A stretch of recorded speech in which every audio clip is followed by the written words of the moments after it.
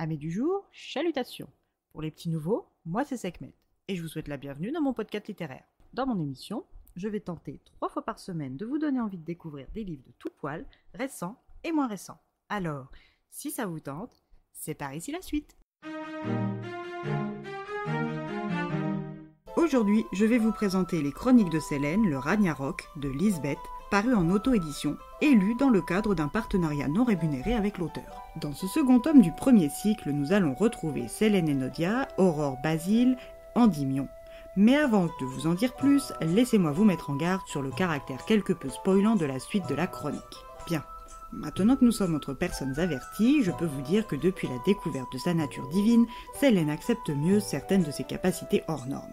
Avec son nouveau protecteur et professeur d'armes Octave, elle ne cesse de s'entraîner, et ce, même la nuit, quand les cauchemars, les visions, ou juste la tristesse et la culpabilité la gardent éveillée. Quand, pour l'atteindre, elle, l'ordre d'Arcane a kidnappé et torturé Aurore et Sirius, Sélène s'est sentie désemparée et sans défense. Et quand en plus elle a pris connaissance de son passé et de sa parenté avec le traître Orion Lemnos, ce beau blond qui a joué avec le cœur fragile de sa meilleure amie, elle a cru devenir enragée. Alors aujourd'hui, Sélène doit apprendre, plus qu'hier, à se battre et à se défendre, mais aussi et surtout à tuer s'il le faut. La perte de Sirius, le voyageur du temps au profit de son alter ego Eddie, ne lui facilite pas l'acceptation, mais l'adoucit, car le jeune homme est attentionné et prévenant, mais surtout digne de confiance. Quand nous retrouvons Sélène, elle s'entraîne avec une dague sous le regard admiratif d'Endymion, rejoint par Aurore. Depuis les événements avec Orion et l'Ordre, si ses blessures physiques ont guéri, celles de son esprit sont toujours vivaces et béantes.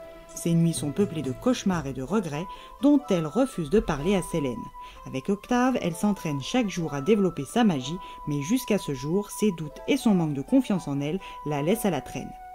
Elle a peur d'être de nouveau une épine dans le pied de son amie, qui elle progresse à vive allure, et de ne pas servir à grand chose en cas de bagarre avec les membres de l'Ordre. Eddie aussi travaille dur pour être un bon allié et encourage Aurore à se confier à Sélène. Après cette petite consultation nocturne, Aurore retourne se coucher. Eddie doit maintenant convaincre la belle déesse de la lune d'aller se reposer elle aussi. Il lui lance un défi, un duel qui rapporte au vainqueur une faveur du perdant. Sélène accepte. Le duel se déroule bien, Endymion constate physiquement les progrès de Sélène, mais à un moment, elle hésite et perd l'avantage. Eddie est en colère contre elle car il craint qu'elle ne soit pas capable de tuer un ennemi, et ce même si sa vie en dépend. Il la pousse dans ses retranchements sans s'en rendre vraiment compte et finit lui aussi une lame sous la gorge. Il est satisfait et penaud à la fois.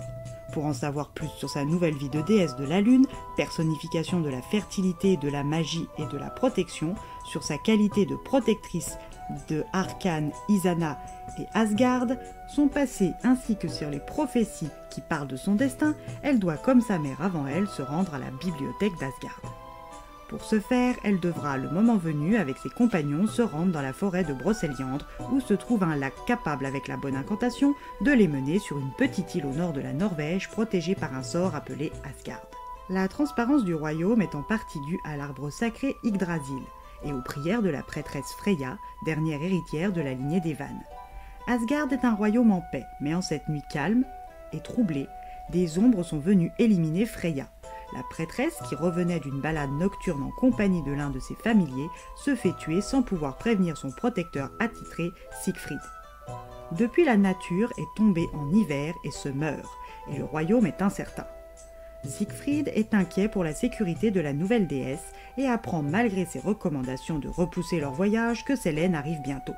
De son côté, Ménécio Arcos, le chef de l'ordre d'Arcane et le père d'Aradia, a reçu la visite désagréable des ombres qui lui ordonnent de se débarrasser de la nouvelle déesse de la lune en échange de la vie de sa fille, considérée comme une traître par elle pour son dernier échec.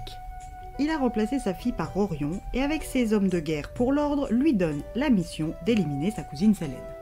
Orion décide d'attaquer le petit groupe dans la forêt de Brocéliande lorsque filles et garçons sont séparés. Sélène et Aurore, qui étaient au bord du lac, se confrontent à un premier escouade. Sélène ouvre le portail et envoie Aurore avec l'humaine, son chat parlant, à Asgard pour la protéger tant de la bataille que d'Orion qu'elle a vu au loin. Elle est ensuite rejointe par Octave et Eddie. Endymion et Orion s'affrontent et très vite Eddie domine son adversaire. Sur le point de le tuer, Octave le presse de venir pour passer vers Asgard. furieux et surtout vexé comme un pou, Orion se relève et encoche une flèche qu'il tire en direction de Sélène.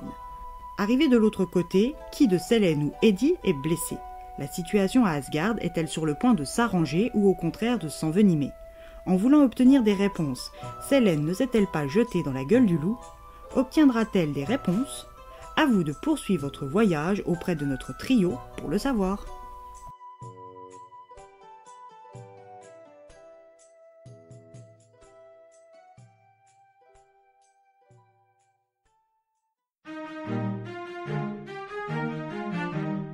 Encore un plaisir littéraire renouvelé, une plume catchy et rythmée qui entraîne les personnages dans des aventures à 100 à l'heure. Et bien voilà, j'en ai fini pour aujourd'hui. J'espère que cet épisode vous aura plu et vous aura donné des nouvelles idées de lecture. Si vous souhaitez découvrir d'autres petits bonbons littéraires tout droit sortis de ma bibliothèque, je vous retrouve le jeudi 30 janvier prochain pour un nouvel épisode.